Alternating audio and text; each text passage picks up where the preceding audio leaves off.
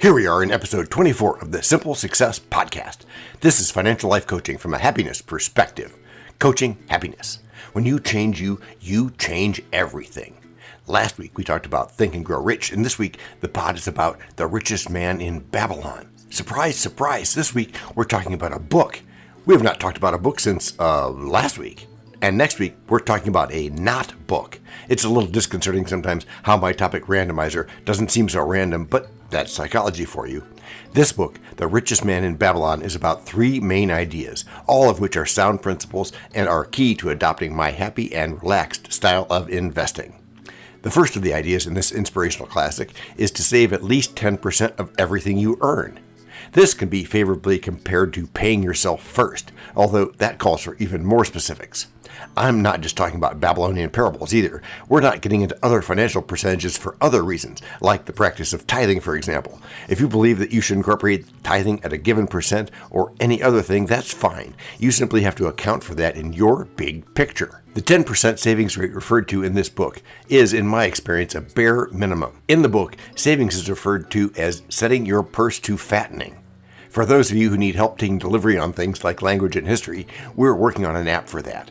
My experience, in fact, has been if you save 10% of your income, which is the same thing as saying you save 10% for your retirement, which is the same thing as saying you save 10% for your future, that you have a chance of meeting some of your goals, your money goals, your everything else goals too.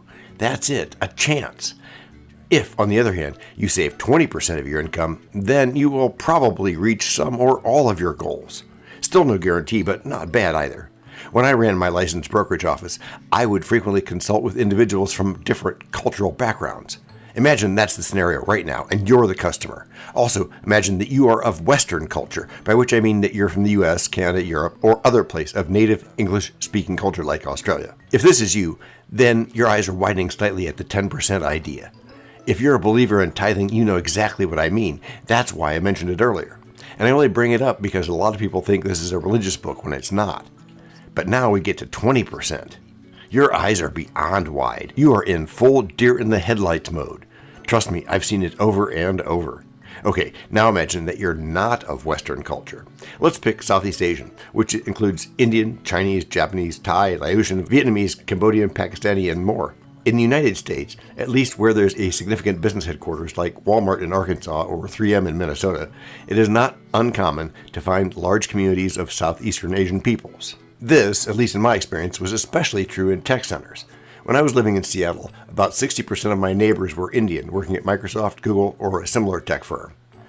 It was fairly common for both husband and wife to be experienced software developers, each commanding pretty good incomes. Even where one spouse stayed at home, I would see as much as 50% of income going to a combination of savings, investing, and support of family in their native land.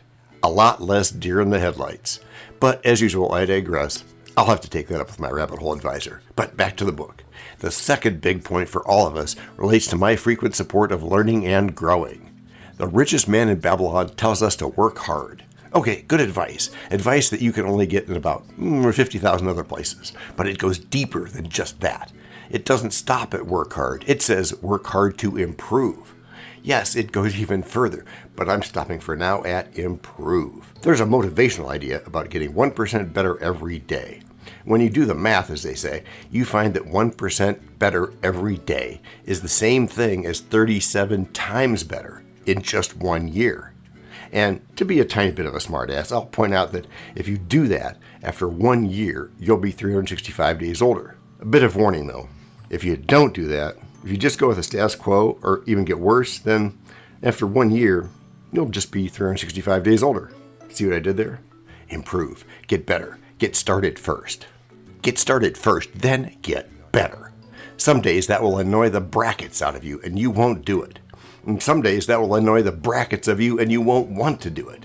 But you will anyway and you'll be glad you did. The book does go on to give its own because, specifically, that you should improve because real wealth is not the advice of tricksters. It's the result of a reliable income stream. I'll call that mostly correct, adding that having multiple income streams makes the reliable part easier. Third, the book tells us, spoiler alert, to get started. Just like I keep saying. Funny how a parable can incorporate real life, isn't it? No.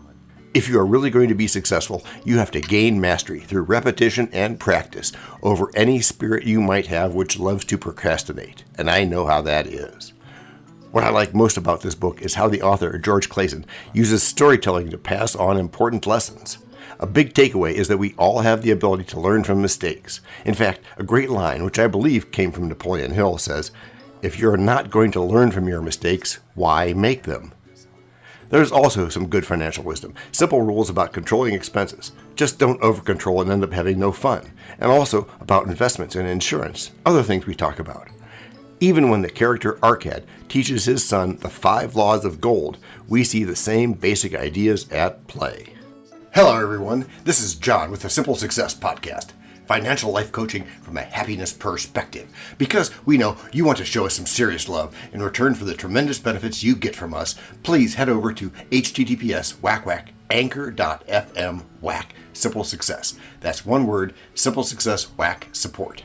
There, you can choose from a $9.99 per month doer level of support, a $4.99 listener level, or a basic intro level of just 99 cents per month. That's not much when you compare it to a stockbroker, right? And this is so much more sensible. To leave us a voice message, which just might see the light of day in a future podcast, go to https://anchor.fm simple success, again, one word, simple success message. I won't repeat those links because weird, and anyway, show notes. The Richest Man in Babylon. Once upon a time, our hero, Thomas Lopez Alvarez, dreamed that he was the richest man in Babylon. What did that mean? And John, why do you care? Oh yeah, and even more, John, why do you think we, the listeners, care about such an item? John here, reminding you to ask our Thomas such questions. And thankfully, Thomas is ready to jump right in. He says, "I have begun to fatten my purse, and my purse shall not be a lean purse." Yeah, modern English, please, Tom. Not the timeless classic version of English as found in this collection of stories. I have started saving. Oh, right. This being decades ago, Thomas Lopez Alvarez now really is the richest man in Babylon, even though he doesn't live in Babylon, and even though Babylon no longer in fact exists. Thomas is good with where he is, and that's what makes him rich. That doesn't mean Thomas supports a beggar's way of life, not at all. Even though Thomas has guarded his treasures from loss, he can still do better. More than anything, though, it doesn't mean that Thomas shouldn't try. Fortunately, Thomas had already learned that lesson. He'd gotten wisdom through parables and more. He'd also learned how to keep expenses down while keeping a great lifestyle in mind. It's not just the math, and it's not just the you deserve it thing either. He'd also learned how to invest, how to protect, and how to have MSIs. They're not called that in this edition of the book, but don't misunderstand. That's the underlying story, and Thomas knew it. Pretty soon, you'll know it too. We'll be back with our CTA, our call to action, right after the break. In this Simple Success podcast, as well as in our webinars and masterclasses, we are very, very much going to want to hear your story. Well, to be real, I mean in future episodes of the podcast's webinars and masterclasses. This means you. Your participation is critical to our mutual simple success. It's important to know how you think, what you've thought, what you've tried, and what you've been unsure of trying. As we told you at the beginning, and as you also find in the show notes, we have ways you can contact us. It involves a special link where you can leave us a voice message, which just might see the light of day in a future podcast. We may have an email address for you as well in the future, and we'll let you know when that happens. Together, we're going to make it great. We're going to do what even we didn't think possible. We know a lot about you already because we know ourselves. For example, we know that you know how to listen to our podcast. We also know that you probably know how to subscribe. The reason every podcast asks you this is because when you subscribe, you automatically download all future episodes of that podcast. This means better rankings, more attention from advertisers, and more money, and that means more and better stuff for you. So your motivation is simple and easy. Subscribe today, wherever you get your favorite podcasts. Oh, and don't just try to subscribe. There is no try, there is only do. Remember, this is financial life coaching from a happiness perspective. Right after this, we'll explore some more important details you should know. But for now, use your imagination to help create your story. Next week, we're going to look at another concept, and that is, this one's going to the moon. That's so crazy, you know that got picked for me by my topics randomizer. I even have a picture of this craziness to share, and I'm not pre-packaging this stuff, but instead making it relevant so we can all, me included, learn how to do this right.